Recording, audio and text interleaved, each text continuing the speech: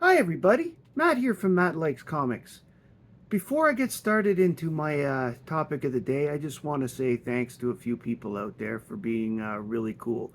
I want to thank Up and Adam Comics for continuing to put out really cool content. I've really been enjoying it, and I hope that you've been subscribed to him. I also would like to say to SideQuest Comics because he has got a lot of knowledge out there, and I've really enjoyed his videos as well. So, if you haven't had a chance to watch either of them, you should go check them out.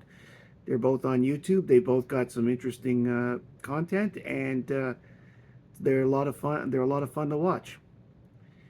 Today, I am going to cover a character that a lot of people know but don't know much about, because the creators themselves have not made a lot of stuff about the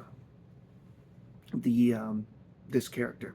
This character is called the Phantom Stranger. Now you've probably heard of him, but may not know a lot about him. The Phantom Stranger was created in 1952 by John Broome and Carmen Infantino. They started him off with a 6-issue series, which was actually considered an anthology title because there was other characters and other stories in there. He then appeared in Showcase 80 in February 1969. The sales of that book were enough to convince DC that yes, he could handle a series on his own, and a couple months later he got one, starting with May-June 1969, and it lasted 41 issues going to 1976. The first 3 issues of this series just reprinted the stories from the 1952 series. But starting with issue 4, they began making real new stories that updated the character and such. And basically the new book was done by a lot of creators that are familiar to a lot of people at DC, like Robert Conagher, Len Wein, Jim Aparo on art, Neal Adams, and Tony DeZinga. And in this series, the Phantom Stranger's origins and past were never revealed. In fact, there was a Secret Origins book in the 80s, which gave 4 possible origins to the Phantom Stranger, and then in the new 52, they gave a 5th. So it hasn't been definitively decided what the origins of the Phantom Stranger is yet. During this series, he secured an arch enemy, which was a demonic sorceress named Tala, and an assistant of sorts, the blind psychic Cassandra Kraft. Although they were hinting at it, there was never romantic interest between, never a romance between the Phantom Stranger and Cassandra Cain.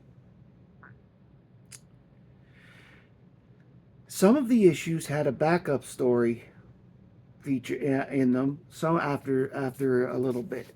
Starting with issue 12, Dr. 13, the character, was the backup story. Dr. 13 was a character, if you're not familiar with him, who liked to he liked to disprove magic. He was a skeptic, that kind of thing. He was always, especially with the Phantom Stranger, because he was in a couple stories before with the Phantom Stranger, always trying to prove that he wasn't what he said he was.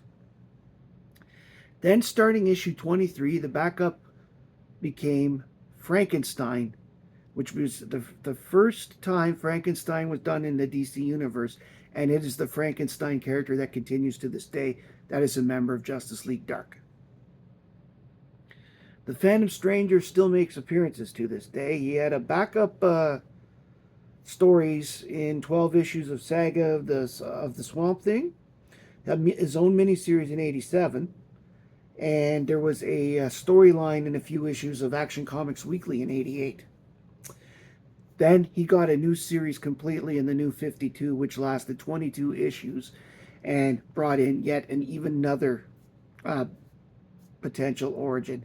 This one I like the best, but we'll let you decide. There is some discussion that whether the Phantom Stranger was ever a member of the Justice League. He was invited to join, but then he left that meeting without saying if he would join or not. There were a couple of times that he used the privileges of membership to get the JLA to do things, but never quite was seen as a member, full member by the others. So, like everything else about the Stranger, it ended up being this question mark that continues to this day. With regards to his power set, he seems to be immortal and can do just about anything that involves magic. He claims to be omniscient and claims that he can see everything that's going on.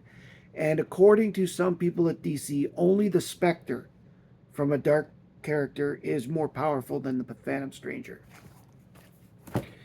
I personally have 5 books from this series that I'm going to show and discuss today. This is issue 20.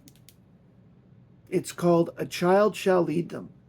The written by Robert Kanigher and Len Wein, and the art by Jim Aparo.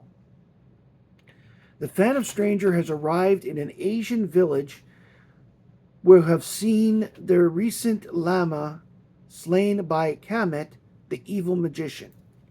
However, a boy named Song is being framed for the murder. The Phantom Stranger works with Song to give him help and to prove his innocence. When a new Lama has been born, Kasmet tries to kill him, and it's just a baby. But Song escapes with the infant. Kasmet meets his death while fighting the Phantom Stranger, tripping over Song's leg over a cliff. The Stranger then leaves, and Song looks after the baby. These stories have a lot of interesting depth to them, and they have that it's also shown visually. Jim Aparo does a great job with that particular book. Next up, we have number 22, Circle of Evil, written by Len Wein, art by Jim Aparo. Cassandra is kidnapped by a pair known as Morg and Dorian, who are agents of the Dark Circle. The Dark Circle is a group that's trying to magically take over the world. When the Stranger tries to save her, they manage to hit him with mystic bolts, and he ends up shackled. They then begin to shackle her for the ritual of passage. The Phantom Stranger breaks free and uses his powers to free Cassandra. Then there's this huge fight scene where the Phantom Stranger kills Morg and sends his body into a pit, creating an explosion that takes out Dorian and the castle that they're in. Meanwhile, the Phantom Stranger has used his powers so that he and Cassandra escape.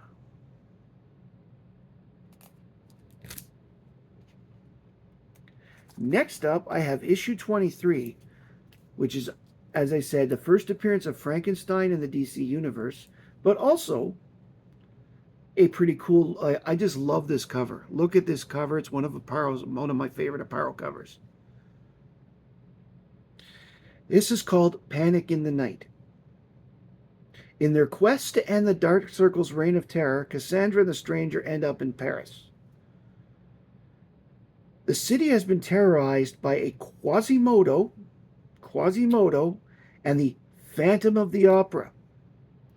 There's a reason I'm using quotation marks. While attending the opera, the Phantom of the Opera captures Cassandra. The Phantom Stranger finds out that he's really his old nemesis, Tanarak. He's somebody I couldn't find really much information on Tanarak before, other than he was in two appearances before, and that he is magical as well as the Phantom Stranger.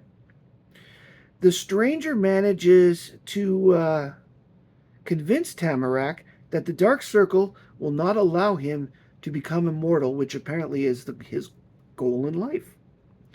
With Tamarak helping him, the Phantom Stranger stops Quasimodo from taking the Pillar of Souls, which apparently is an artifact. During the fight, Quasimodo, who was really a Dark Circle member, falls to his death from a Zeppelin. Destroying the ship, Tamarak, the Phantom Stranger, and Cassandra all decide to work together.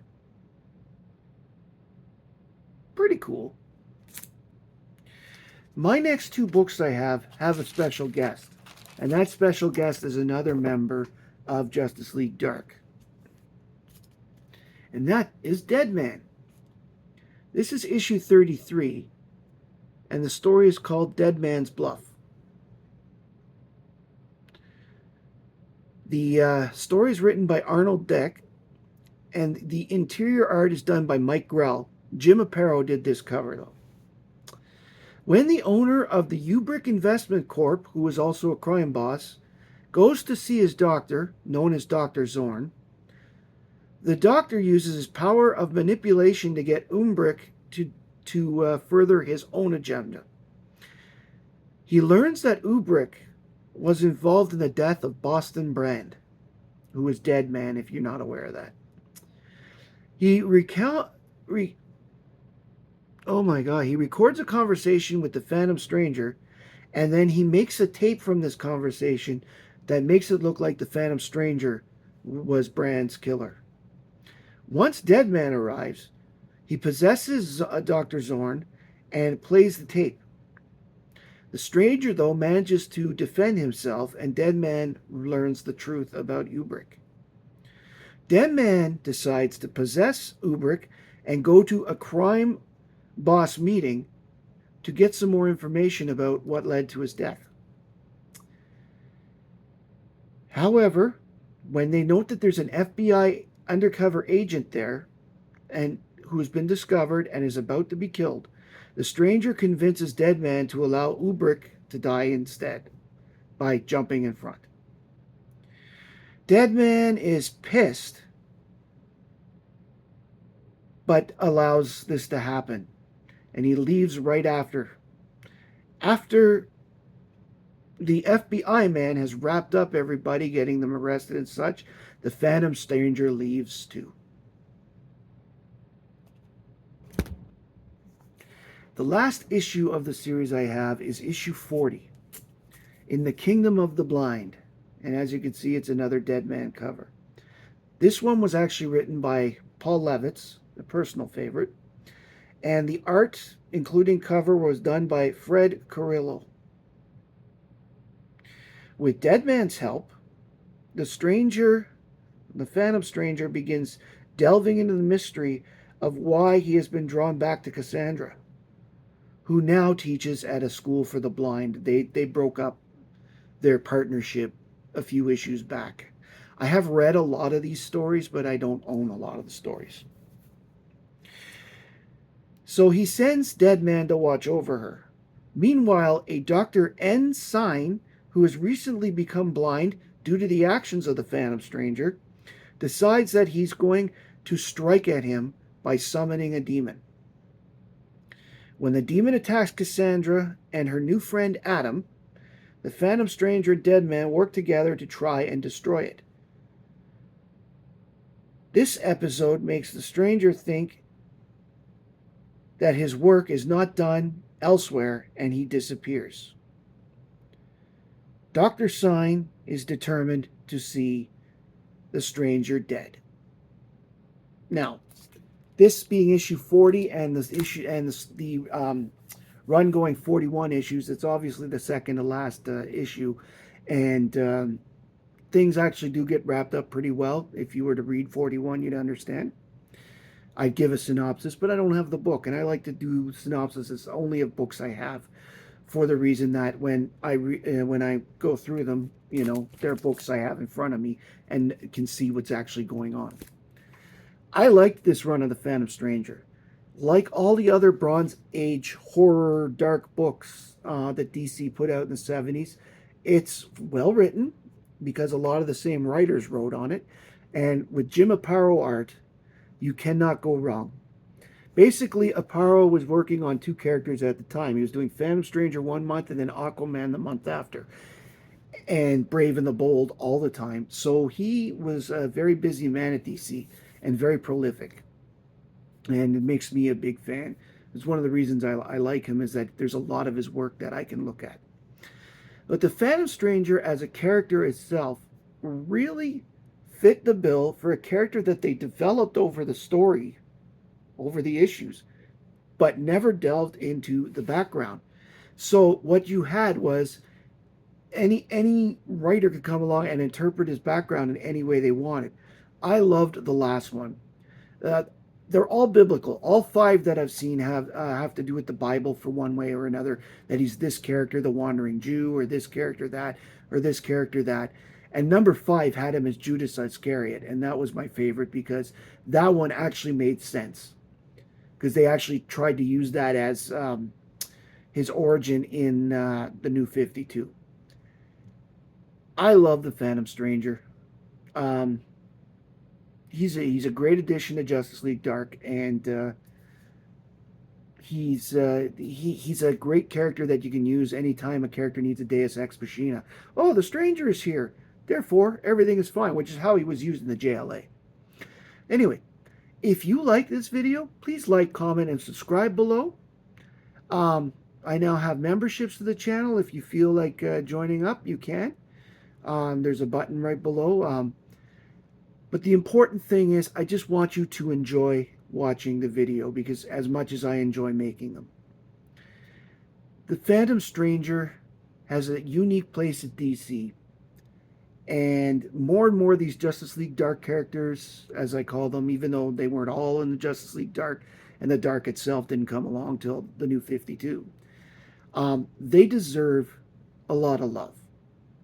This is the second one, well, third one of those characters that I've done videos on. I've done one on Black Orchid, and I did a video on Deadman back a little bit on one of his storylines from the New 52. Thank you very much for coming to today. As I said, please like, comment, and subscribe below. I'd really appreciate it, because my name is Matt, and I like comics. And I hope you do too. Thanks, everybody.